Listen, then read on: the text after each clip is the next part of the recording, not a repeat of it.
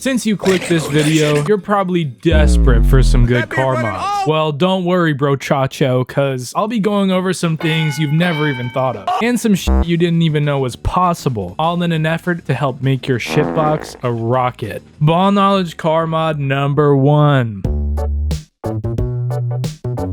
Cutting off the end of the ground electrode on your spark plugs. This is actually some crazy ball knowledge. This sounds a little crazy, right? How could you cut off the tip of your electrode and actually help your car perform better?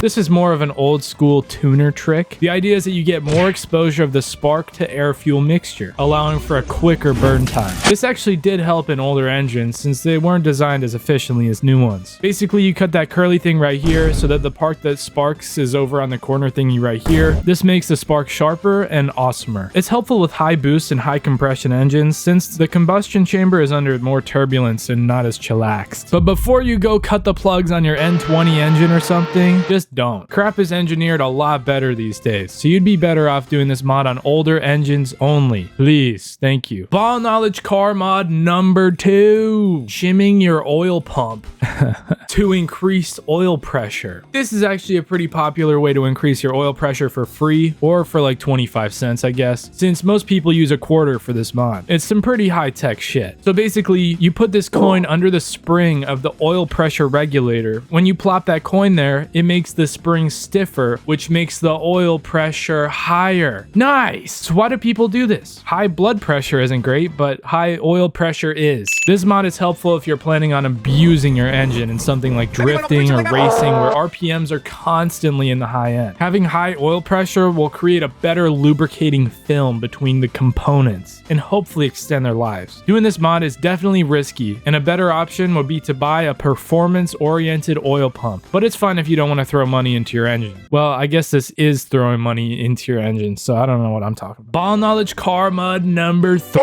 Turbo timers. I feel like turbo timers are underloved and not as popular as they should be. These are more useful in older cars like early 2000s and below, but they still deserve lots and lots of love. Basically, a turbo timer continues to run your engine for a set amount of time after you turn the car off, typically for a good like 1 to 3 minutes. But why would you want this when gasoline costs as much as liquid gold? What this does is it lets oil continue to circulate through the turbo to let it cool down. If you get home after a crazy drive and shut your car down right away, the turbo will still be crazy hot, and a lot of the time it cooks the oil inside of the turbo.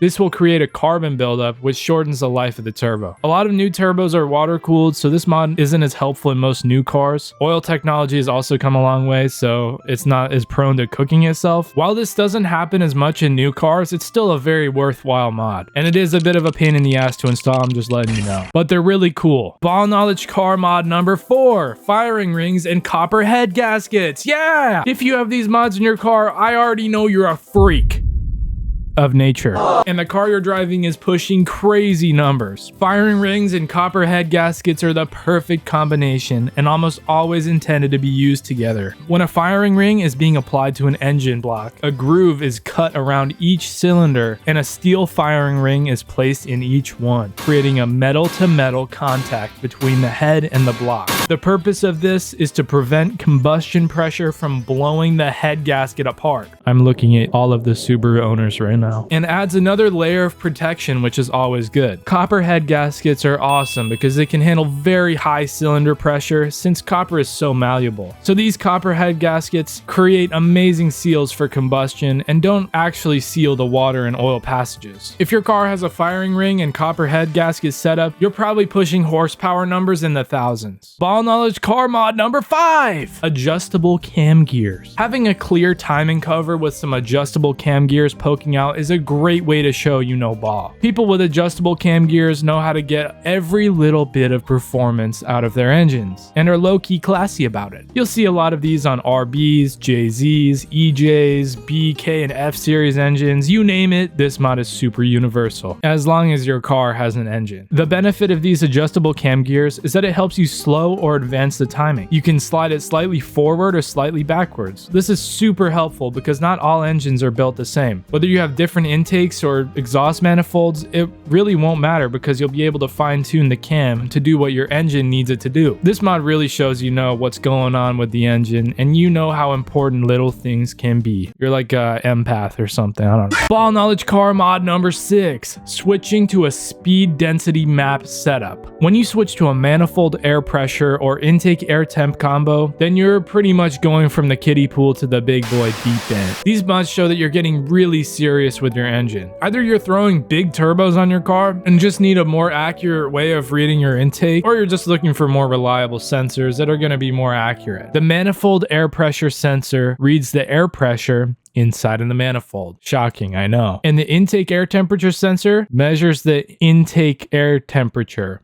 Also shocking. But when you combine these two, the ECU is able to calculate the total amount of air that's actually entering your engine and give you a proper air-fuel ratio. It does this with some weird equations. I don't know how it does it, but it does. If you add these sensors, you get a lot more freedom with your mods, allowing you to add bigger turbos, more boost, or larger injectors, since regular boring MAF sensors can limit airflow reading. Pretty much all heavily modded cars are going to be running a MAP or IAT sensor. So I'm basically saying if you want to be cool, then you need to have these things, dude. I don't have any of these things. Car knowledge ball mod number 7, water/methanol injection. This mod is crazy cool ball knowledge, guys. Why would you want to inject water or water with methanol into your engine? Good question. When you inject water into your engine, you're taking all of that heat and energy that's in the air before the combustion cycle to convert the water into water vapor. Basically taking thermal energy out of your engine or something. This helps you run a more aggressive tune on your car. You can advance ignition with less risk of pre-detonation. Mega win. Okay, but why would you want to add methanol to the mix? Once that water is turned into water vapor, it's useless. You can't blow up water. But if you add methanol, creating a 50-50 mix, then you get a combustible cooling gas, which is way more efficient, blah, blah, blah, way more power. But you don't actually have to add the methanol part. You can still just use the water and take away some of that heat energy. You usually put the injector for your water and methanol mix somewhere around the throttle body, most likely after it. But you're gonna find this system hooked up to someone's car who knows hella ball knowledge. Trust me, guys, this is awesome. Because you know what else is awesome? Car mod ball knowledge number 8, cut and shut knuckles. This mod is really only popular in the drifting scene. People take the stock knuckles off their car and cut the tie rod connectors off the knuckle and weld it below and backwards to where it was originally. And this actually does a lot more than you'd think. It'll reduce Ackerman by moving the tie rod pickup closer to the center of the wheel. Ackerman is essentially where the inside of the wheel turns more into a corner than the outside of the wheel. This is pretty common in road cars and race cars, where it's helpful to keep both of the wheels on their own radius arcs, since the inside wheel will be following a different arc than the outside wheel. It's just like math and I think it's easier if you just say the outside wheel follows a bigger circle and the inside wheel follows a smaller circle type of but when you're drifting, it's more helpful to have both wheels pointing in the same direction so that you know you're driving straight, since it's like you're driving straight at the front of the car but the back is like driving sideways or something. I don't know. Other than less Ackerman, this mod is a great way for more angle for cheap, which is essential for throwing some sick backies or just getting more angle in your drifts. You can get something like 50-degree or more angle for pretty much free if you have the correct tools. That's a steal. Another great benefit of moving the tie rod closer to the center of the steering axis is a faster steering response, which makes the car feel a lot more responsive when you're sliding. Super worth and crazy ball knowledge mod. Ball knowledge mod number 9, porting the head of your engine. If you port the head of your engine, you probably know some ball knowledge, meaning you're a race car driver or something. We know at this point. Doing this mod definitely means you have a spiritual understanding of how your car works and how small things like taking a little material off your head ports helps the engine. There's plenty of good reasons to port the head of your engine. Maybe you're just looking to clean up the casting flaws, or maybe you could be matching up an aftermarket intake or exhaust manifold so you don't have a lip between the two if they don't line up perfectly, or even just creating more space for airflow. A lot of these will probably benefit the engine, helping the turbo spool faster if you have one, faster engine response, even giving you cooler charge temps for compressed air if you have a turbocharger. Porting your engine can be super hard and is super easy to mess up. So if you have a ported engine, you definitely have extreme ball knowledge. This was my list on ball knowledge car mods. Let me know if I missed any. Thanks, G.